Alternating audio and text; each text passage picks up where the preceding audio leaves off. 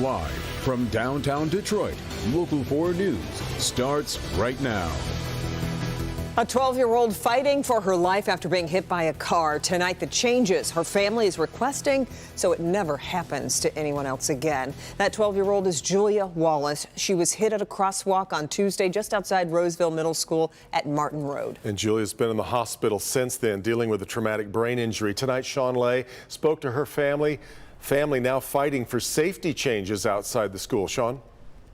Well, plenty of people here in Roseville joining that fight. Here's the deal. Julia Wallace, 12 years old, in the hospital right now with that traumatic brain injury, crossing the street here to school. This is exactly where it happened. It's really shaken up this Roseville community. So you're right. People are working hard and they're making changes, safety changes to the crosswalk.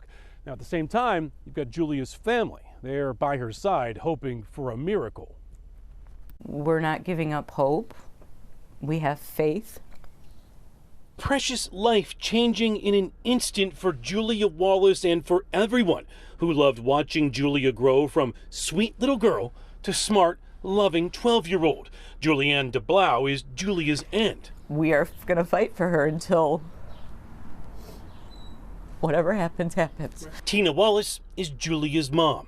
Tuesday morning, she told Tina that morning she was okay to walk to school because Tina checked to make sure like everything was okay with that other accident that was happening. A half-mile away, an officer-involved shooting in a massive investigation. Traffic was diverted right past Roseville Middle School. Julia was in the crosswalk when a driver hit her, resulting in a traumatic brain injury.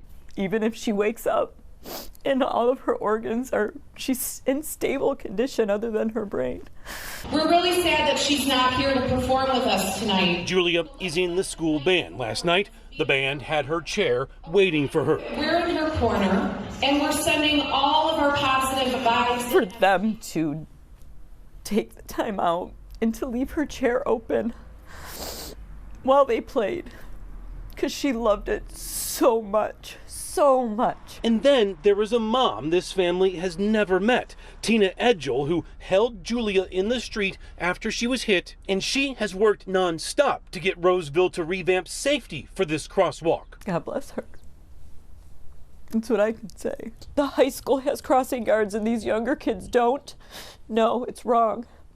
She does not want this. She does not want what all this that Julia is now going through to be in vain.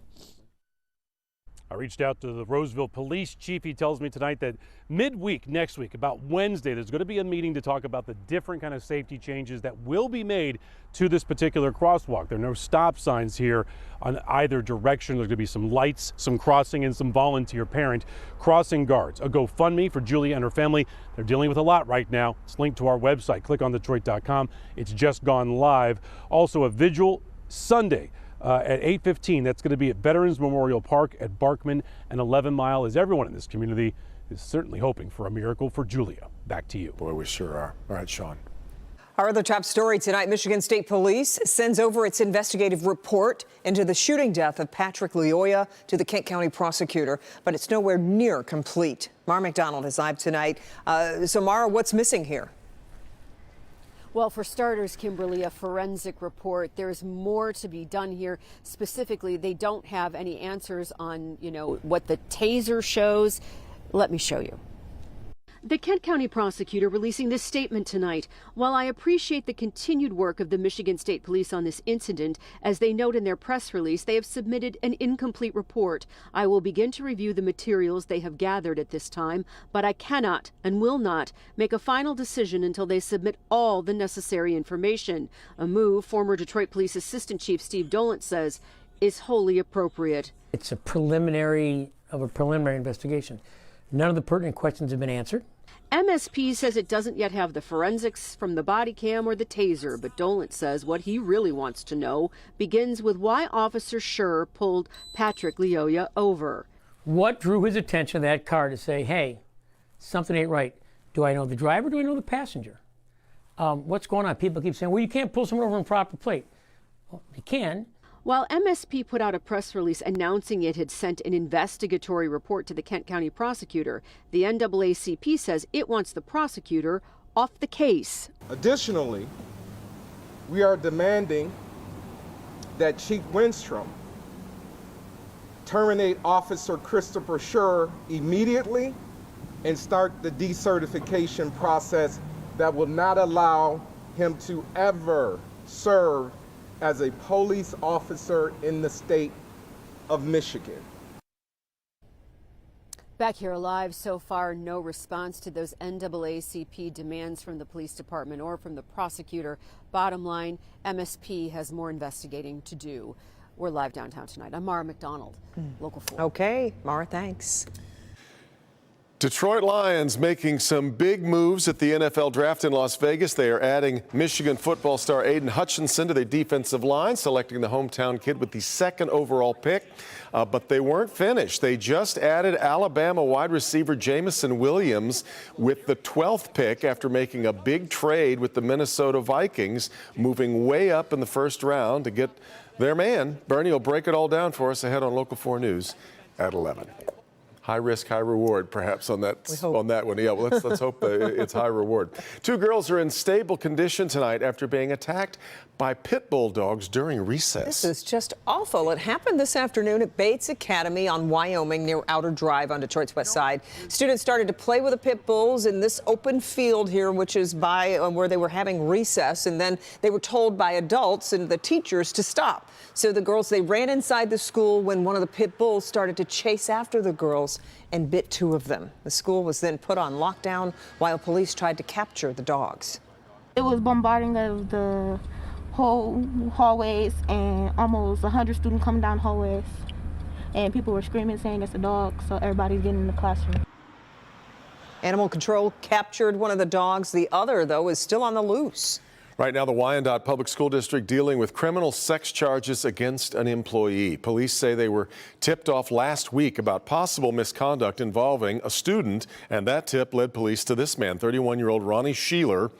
He was a network administrator for nearly 4 years with the district. Sheeler was arrested after police say evidence resurfaced that he'd acted inappropriately. He's been charged with criminal sexual conduct and, if convicted, faces 17 years in prison.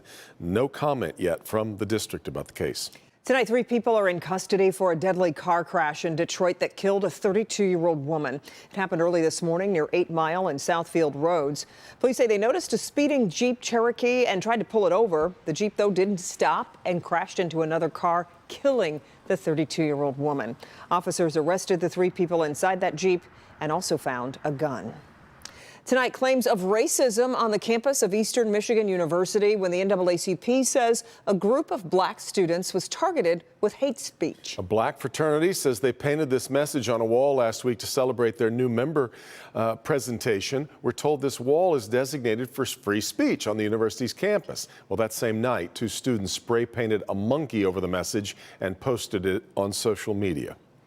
Out of all the animals that we have, you guys chose to spray paint monkeys, which we know historically has been very disrespectful towards the black community in general. The 2 students responsible apologized on social media, saying they never predicted a joke would turn into this. A police report's been filed. School officials say they plan to meet next week with the university's NAACP chapter. For the first time in 3 weeks, bombs have hit Ukraine's capital city. Rescue officials say at least 1 person was killed and several others were hurt. We're told Kyiv was hit at least twice. The attack came less than an hour after Ukraine's president met with the United Nations Secretary General. Meanwhile, the White House is now asking for another $33 billion in aid for Ukraine over the next 5 months. Today, the drug company Moderna is asking U.S. regulators to authorize a version of its COVID vaccine for children under the age of 6. It's the last age group waiting for some measure of COVID protection. Moderna is proposing a 2-shot vaccine taken 4 weeks apart. The dosage is 25% of what's given to adults. Moderna says the vaccine showing to be 51% effective in children 6 months to 2 years of age and 37% effective for those ages 2 to 5. All right, we are back in 90 seconds with a look at a heartwarming surprise reunion in Sterling Heights. First, coming up tomorrow morning on Local 4, finding the right financial advisor, how to save more for retirement and pay off debt faster. That'll come along at 6:30. Then streaming at 7 a.m., Chad Tuff. He's the grandson of former U of M football coach Lloyd Carr, and his battle with brain cancer inspired us all. Tomorrow, his mom joins us to talk about a special event returning in his honor. At 7:30, medicine safety. Are the pills in your home posing a risk to your family? The simple way to solve the problem. Hope you'll join our morning team from 4:30 to 7 a.m. on Local 4 and then streaming at 7 on Local 4.